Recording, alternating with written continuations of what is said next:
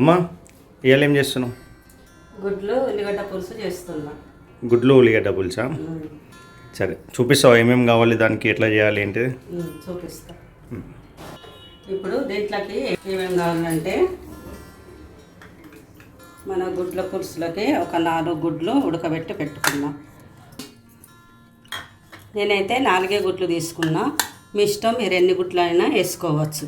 ఇప్పుడు ఒక 4 గుడ్లు, దానికి 4 చెంచాల కారపొడి, 1 చెంచా అల్లం వెల్లిపాయ పేస్టు, కొబ్బరి పొడి, జీలకర్ర, ఆవాలు, మెంతులు, పసుపు, ఉప్పు, ఒక 2 పెద్ద ఆనియన్స్, కరివేపాకు, 2 పచ్చిమిర్చి, చిన్నవి 3 టమాటాలు, కొత్తిమీర.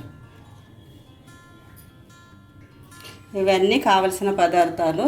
ఒక చిన్న నిమ్మకాయ అంతా చింతపండు తీసుకొని నానబెట్టుకొని పెట్టుకోవాలి పులుసు గురించి.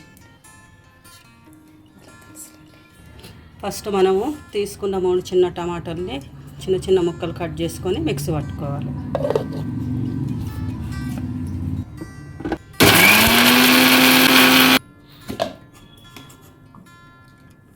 ఈ విధానంగా టమాటాను పేస్ట్ చేసుకోవాలి. టమాటా కొంచెం పేస్ట్ చేసుకుంటే మనకు చారు కొంచెము మంచిగా చిక్కగా వస్తుంది.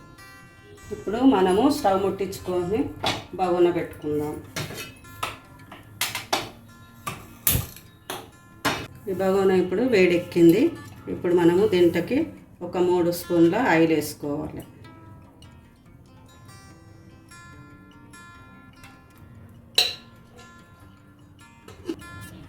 ఇప్పుడు మన నూనె వేడెక్కింది. ఇప్పుడు మనము ఆవాలు, జీలకర్ర, మెంతులు వేసేస్తున్నాం. మెంతులు ఒక 4-5 మెంతులు తీసుకోవాలి. రుచిగా టేస్ట్గా ఉంటుంది.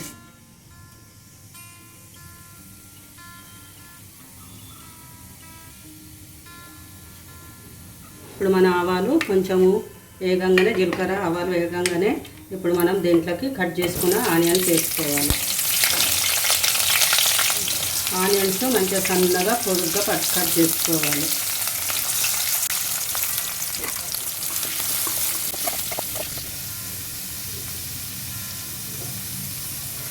ఇప్పుడు దీంట్లోనే కొంచెం మనం కరివేపాకు వేసుకోవాలి. 2 రెక్కల కరివేపాకు, 2 పచ్చిమిర్చి కట్ చేసుకొని వేసుకోవాలి.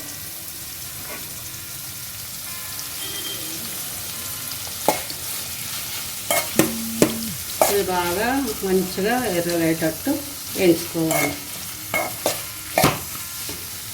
మూత పెట్టి దీన్ని వేయించుకోవాలి.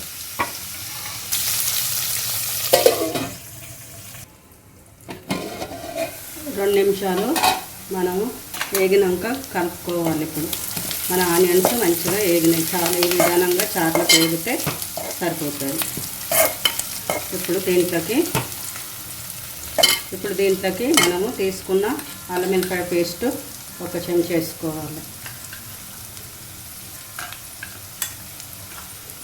1 టీ స్పూను పసుపు,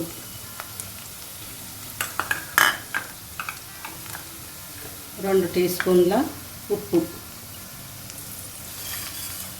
ఇది కలుపుకోవాలి.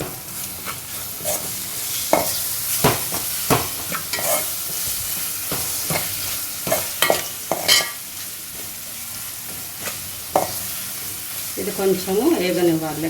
అల్లం పేస్ట్ మంచిగా వేగినాక మనం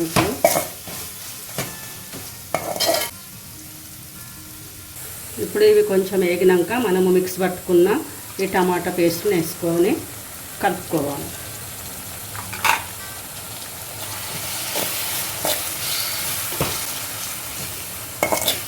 ఇది ఒక 2 నిమిషాలు దీంట్లో నూనెలో ఉడకనివ్వాలి టమాటా పేస్ట్ని.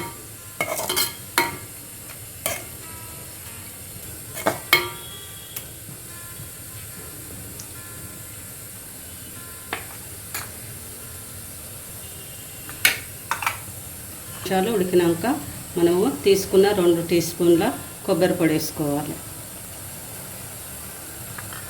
దాంట్లోకి ఒక 4 టీ స్పూన్ల నేను కారపొడి వేసుకుంటున్నా. ఇప్పుడు దీన్ని కలుపుకోవాలి.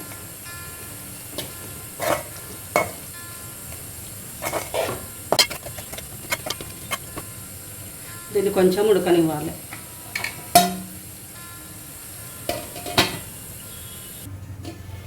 ఇప్పుడు మనం మూత తీసుకొని ఒకసారి కలుపుకొని దీంట్లోకి నేను దీంట్లోనే ధనియాలు, జీలకర్ర, మెంతులు 3 కలిపిన పొడి ఇది 1 టీ స్పూన్ వేసుకుంటున్నాను.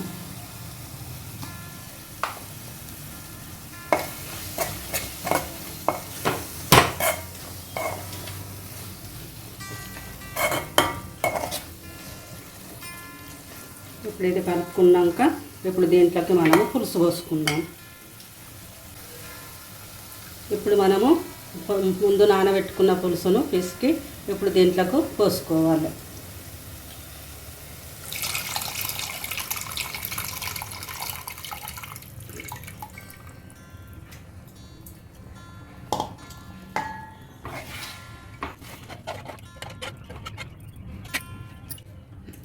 నేను దీంట్లోకి కొన్ని నీళ్ళు యాడ్ చేసుకుంటున్నాను ఇంకా, ఎందుకంటే మన చారు మసలాలే.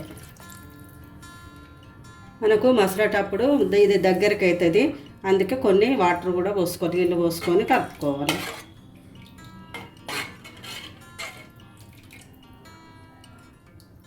ఇది ఒక 2-3 నిమిషాలు మనం దీన్ని మసలనివ్వాలి.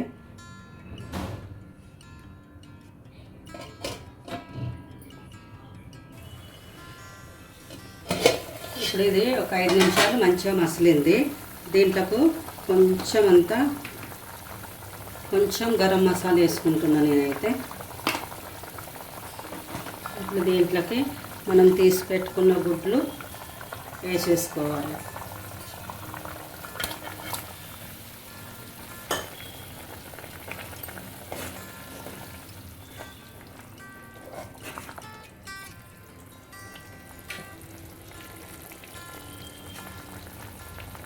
ఇప్పుడు లాస్ట్కి మనము ఇప్పుడు అయిపోయింది చారు, కొంచెం కొత్తిమీర వేసేసుకోవాలి.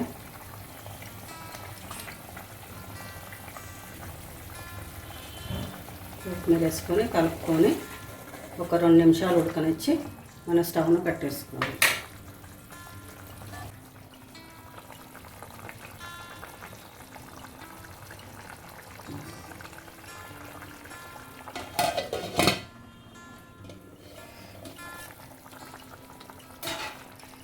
మన గుడ్డు పులుసు ఇప్పుడు మంచిగా 2 నిమిషాలు మసలింది. మన గుడ్డు పులుసు రెడీ అయిపోయింది. మంచి ఉల్లిపాయలు ఈ గుడ్డు ఇట్లా వేసుకొని తింటే మంచి టేస్ట్గా ఉంటుంది.